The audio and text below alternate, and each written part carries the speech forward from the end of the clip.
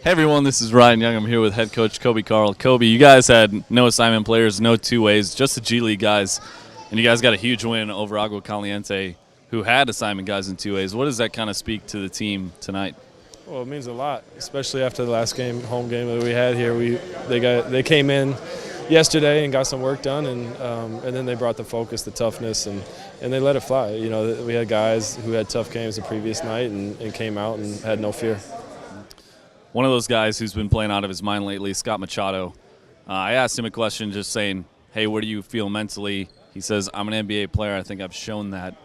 As a you've seen kind of the up and down that he's had this year, especially the ascend now. What is his game to you speak to maybe the NBA level? Well, I mean, obviously it's difficult for him. He's shown it. He's played better than multiple NBA point guards, so it's a tough league. It's you know, my opinion doesn't matter. If it did, obviously he would be getting an opportunity. But you know, tonight he physically dominated the game at the point guard position, which you know you don't see very often on the basketball court.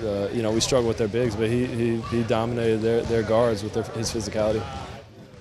The motivation to kind of continue with all that going on with the will it, won't it? You've experienced it as a player, thinking about that. How does a guy like Scott stay motivated with that despite thinking those thoughts? Is it just stay in the moment, stay in the present? Yeah, you know, it's all the stuff we talk about, one in a row, passion for the process, because you know, we're only powerful in this moment, and thinking about the future or the past and worrying about that just takes energy away from what we can do right now. So Scott's been doing it. He's been doing it the last 2 years with us.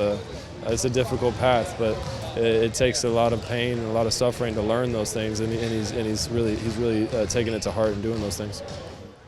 You gave away the culture chain tonight to a newcomer. The culture for South Bay has gotten a lot of attention just from Laker fans. They love it. They love seeing the guys smile, the passion, the energy that the guys show. Why give it to Spencer today? I mean, the principle that really hits home for me is earn, not given. You know, Spencer came in here as a 8-year vet, and he came in the second half and you know, stood up for us. I thought he made a lot of big plays, a lot of tough plays. You know, he's not a big frame guy, but he's playing against Delgado, who's very physical, and I thought he made some big plays for us, and emulated for some of these younger guys that, you know, you have to stand up to those guys that are trying to be physically tough for you, and it's a difficult game. It's a hard game for those refs to call, and I thought he came in for us and made some big plays and really brought some energy.